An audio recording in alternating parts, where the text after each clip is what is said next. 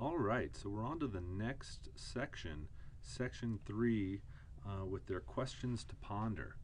And if you've looked at each of the files, you will have noted that there were some issues with the formatting of these different files. Obviously, with some of them coming out of an electronic system as described in the study, and some of them being manually maintained, some of them had some anomalies in them that weren't consistent with the other files. And this is really oftentimes a case in healthcare systems. We have folks maintaining their own records, oftentimes in their own formats, and it can be troublesome for us in data analysis when we have to go in and clean those up and try and consolidate them into one file so that we can run a larger analysis. So let's take a look at a couple of these files real quick. We had the Arapahoe Valley file, which is pretty standard formatting. It looks like it has, everything filled out, their own columns, etc. Then we had the Eagle River Hospital. Now this one was a little bit messy. It's hard to read. You can see it barely fits on our screen. Some of these columns and rows are a little bit wide and makes it hard to read and use.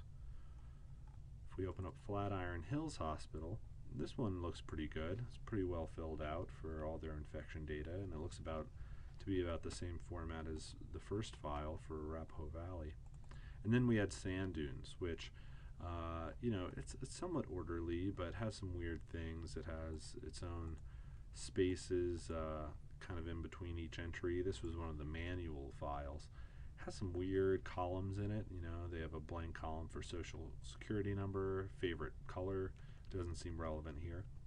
And then another unique thing here, they mark whether it was a SSI, that means surgical site infection, with an X and red highlighting. So maybe it makes it real obvious for the reader to identify. But if you look at our other files, they all seem to mark SSI with a yes or a no. And that could create some issues in our data analysis if we were to leave it all like that. So part of our challenge here is how do we clean these up and consolidate all these files so that they are consistent and we can work off of one single file. First, let's focus on cleaning them up. Let's look at the Eagle River Hospital file. So an issue here is just with the general formatting of the file. Now, if you zoom out using these buttons down here at the bottom, you can zoom out and see kind of the format of the file. We have some really wide columns and some stretched out rows.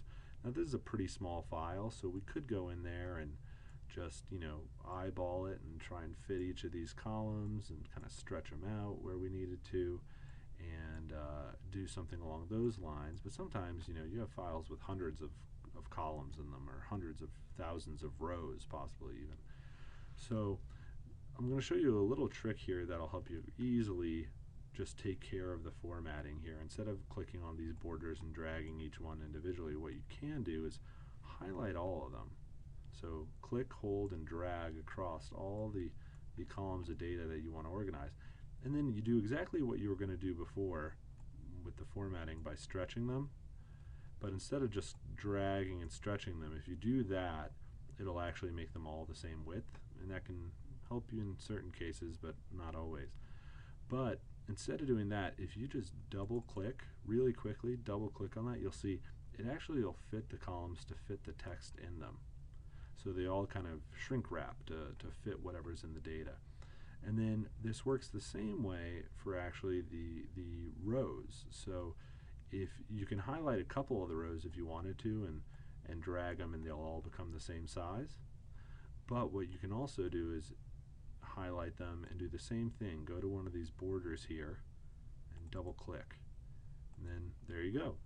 It'll make them all fit, and now you have a nice clean spreadsheet that you can analyze. So we also had some issues. If you compare this now to your other files, you'll actually find that this is actually the same exact setup. It has the same columns and everything, easy to read and easy to copy over if you needed to. All you needed to do was kind of make it fit. So now if we go over to the other one, Sand Dunes Park Hospital, this one had some of its own kind of unique things about it. The first of which let's look at was It has some of the same formatting issues, I think, as the other files in terms of just the columns, but one thing you'll notice is these blank rows, every other row. Now this can be nice. Some people actually just do this when they create their own spreadsheets out of just their own habit so they can easily read it, but it's not really all that great for data analysis. Now one trick you can do to try and do this that people often try is clicking on the top row and applying filters. So if you go to the Data tab and apply a filter, it'll give you the ability to select and sort this file. Now the problem with that is when Excel sees a blank row, entirely blank, it'll actually assume that the end of this spreadsheet is at that row. So when we click on our filter, all we have is patient Mario Bennett here and no other patients there. Now if I right click on that row and delete it, you'll see the filter now includes Bennett and Edwards. But what that'll force me to do is just keep having to right click and delete each row, which defeats the whole point of filtering this in the first place. So filtering is not going to work for us. So there's another trick we can do in Excel, which is to find specific cells and identify them. So what we can do actually, knowing that we want to delete each of these rows, this being most helpful when you have, hundreds or thousands of rows of data. You could just end up spending hours just sitting there deleting rows when you could be doing something more productive. What you can do is select the column that has some of these blank cells that you want to identify, and then go to the Home tab, click the binoculars over here, Find and Select, and then a little trick is to go to Special. Click on Go to Special, and you'll have all kinds of different options here. You can select a region or certain arrays that you want to identify, some more advanced stuff, but all we want to do here is find the blanks, find the blank cells in the blank rows here. Click OK, and there you have it. You'll see all the blanks, every other cell here is highlighted by that light blue. Now what you can do is go to the Delete option here, click it, and click Delete Sheet Rows. And there you go. You'll notice it deleted each and every one of those blank rows in between. So now we just have a consistent set of data. Now another issue that we have here is the fact that in this case, surgical site infections, instead of being marked yes or no, it's marked as an X. Now, why is this an issue? Well, our goal here will be to combine this data with the data from all the other hospitals. If we copy and paste in a bunch of blank cells and X's where all the other hospitals are marking this as yeses or nos, when we finally try to run the analysis, we're going to end up with a yes column, a no column, an X column, and a blank column. And that'll just lead to a bunch of confusion, not clear analysis.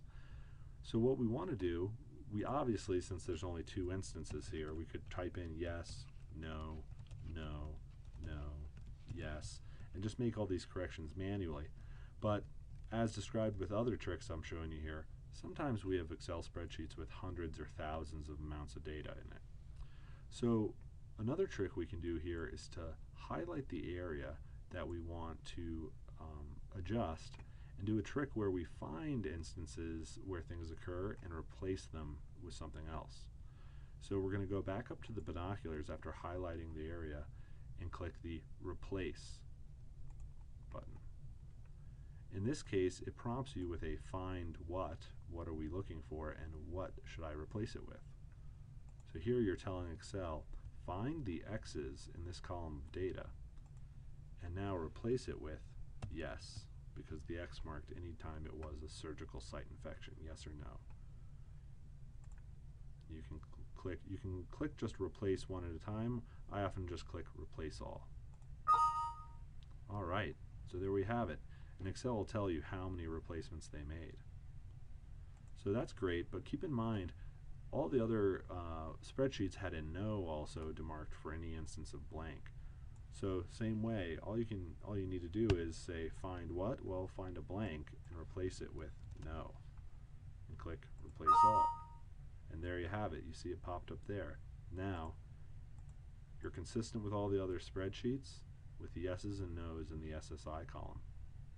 Now, the only other thing you got to do, which is fairly straightforward here, is just take any of these erroneous columns, favorite color being one, not important, and delete it. Social Security, that's not something anybody else was collecting.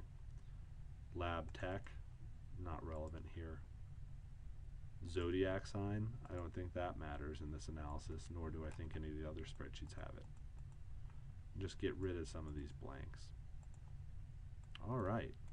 So now you've learned a couple of tricks on how to clean up these spreadsheets, and it should be much easier moving forward as you try to consolidate all of these files into one single spreadsheet.